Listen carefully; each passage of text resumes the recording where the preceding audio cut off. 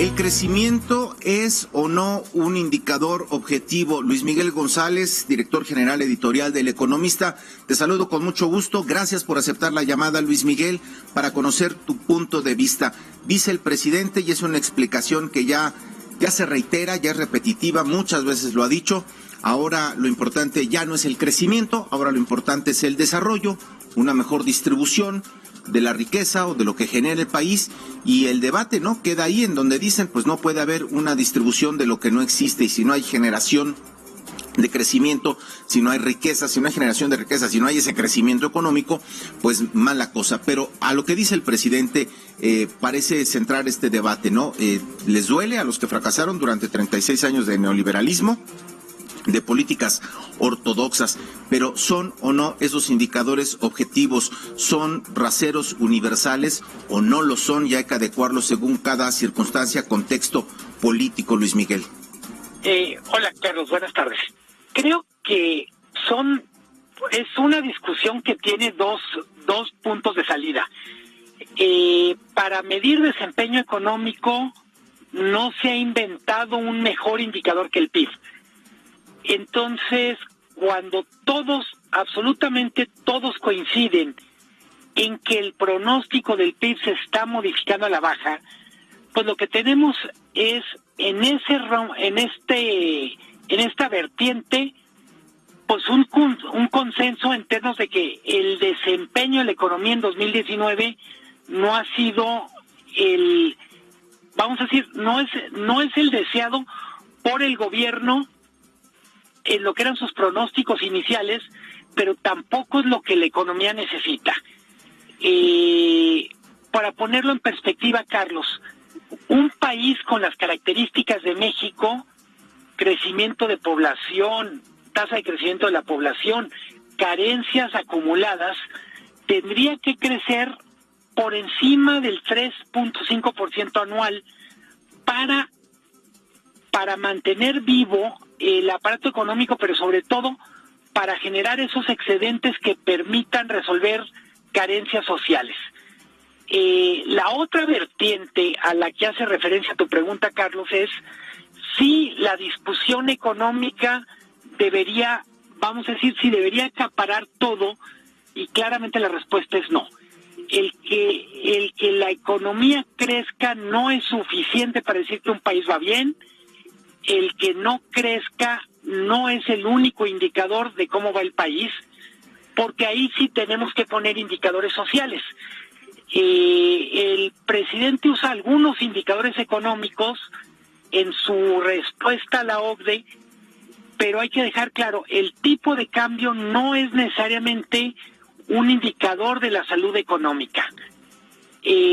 Claramente el tipo de cambio puede ser una señal de mucha debilidad cuando hay mucha volatilidad, pero el que se esté apreciando no solo tiene que ver con factores internos, tiene que ver con lo que está pasando en el mundo.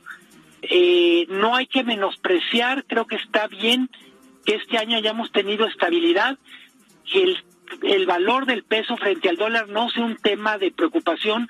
Yo diría que es una buena noticia, pero tampoco hay que sobrevalorarla. Y cuando el presidente enfoca su respuesta a la OCDE, pues yo diría es un nuevo episodio del presidente frente a los neoliberales, pero hay que decirlo, la OCDE no es el único organismo o institución que está ajustando el crecimiento de la economía a la baja. Incluso Banco de México, Secretaría de Hacienda en México, ya hace rato que no trabajan con el supuesto que la economía va a crecer, ya no digas 2%, siquiera 1,5% en 2019. ¿Por qué tenemos estos números? Ya a estas alturas no es un pronóstico. Estamos terminando el 9º mes del año y lo que tenemos como dato duro es que en el primer semestre la economía creció 0. Para que hubiera un crecimiento de 3 o de 4, de 1,5, de 2 en 2019, la economía tendría que estar creciendo a un ritmo del 3 o 4% en el segundo semestre, cosa que no está ocurriendo.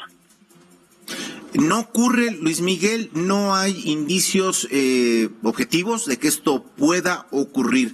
Ahora, ¿qué otro tipo de indicador podemos utilizar para medir si, a pesar de un crecimiento menor, no deseado, que se puede explicar también por un contexto global de decrecimiento? Es decir, no solamente a México se le ha recortado el pronóstico de crecimiento, pero también en contraste, no es un reflejo tampoco en paralelo de lo que ha ocurrido en Estados Unidos. En Estados Unidos la economía ha ido bien, ha marchado bien, y ese también tenía una lógica de jalar a la economía nacional.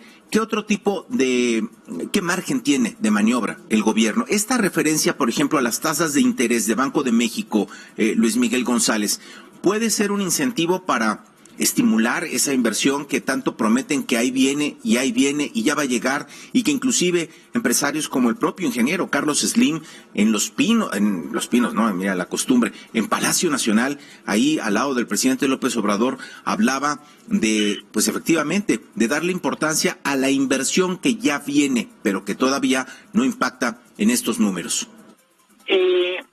Evidentemente, Carlos, hay margen para bajar tasa de interés, pero la tasa de interés por sí misma no explica la inversión. Lo voy a poner de manera muy coloquial. Te hago una pregunta a ti y pienso en el auditorio en voz alta. Si tú estás a punto de tomar una decisión sobre comprar o no comprar un coche, o vamos a decir, estás muy optimista, una casa, y te dijeran, te bajó la tasa de interés un punto porcentual, ¿eso bastaría para cambiar tu decisión y decir sí me aviento o no me aviento? Te lo pregunto primero a ti, Carlos. La respuesta sería no. Lo que quiero decir es, cuando alguien decide tomar una decisión de inversión, normalmente una de las variables es la tasa de interés. La otra, quizá la más importante, es qué perspectivas ve a futuro. Es decir, me va a ir bien, voy a ganar más, voy a poder sostener los pagos del crédito, etcétera. En buena medida, las decisiones de inversión han estado detenidas porque hay alguna incertidumbre. No toda la incertidumbre es hecha en casa. Yo diría que una parte de la inversión que está detenida, que está en pausa, tiene que ver con el Tratado de Libre Comercio y en particular con la aprobación en el Congreso de Estados Unidos.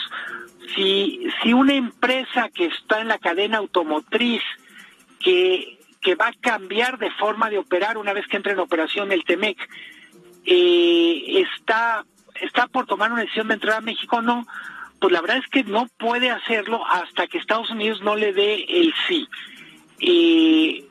Tengo la impresión que en lo que tiene mucha razón el presidente es, durante 36 años predominaron una canasta de variables económicas para explicar cómo íbamos, y vamos a decir que dejamos en un papel, en un rincón, en una esquina, variables sociales, desigualdad, el valor del salario mínimo, yo diría en términos generales todo lo que tenía que ver con cómo le estaba yendo a las regiones más desfavorecidas del país.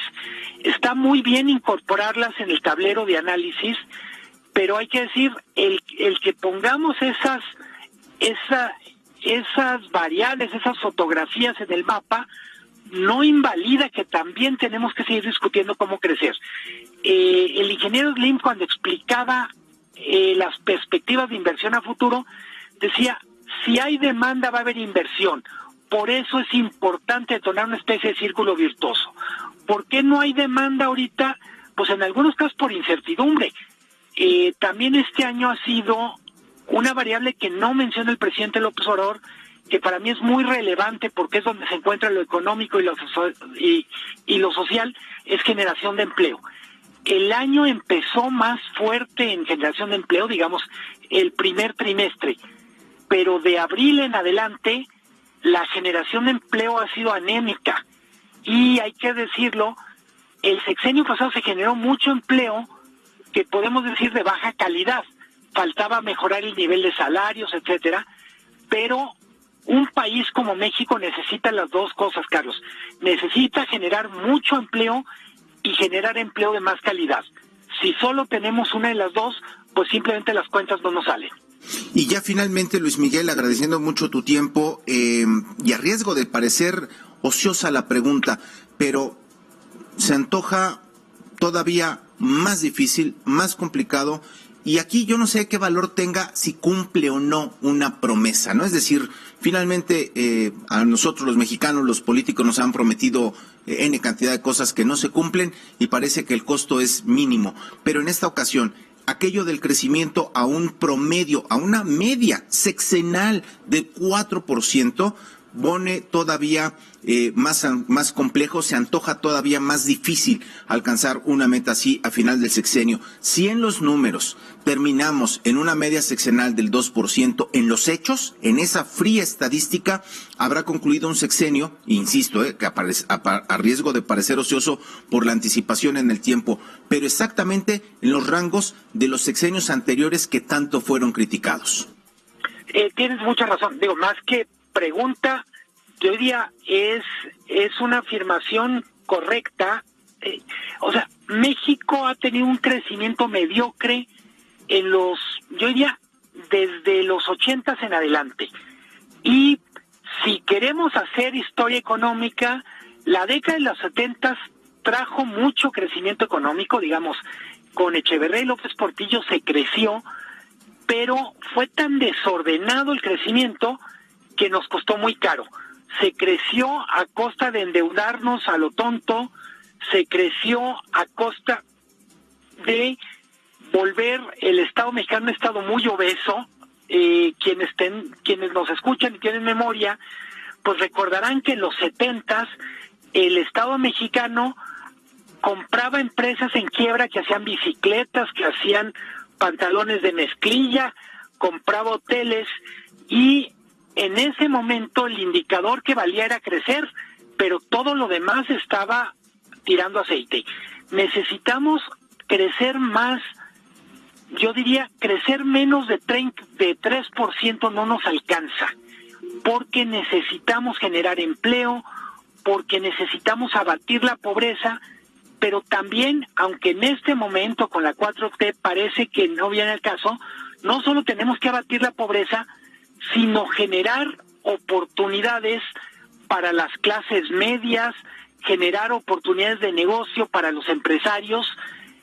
Con menos de 3% no alcanza para resolver el futuro del México moderno ni para apoyar al México que se quedó rezagado.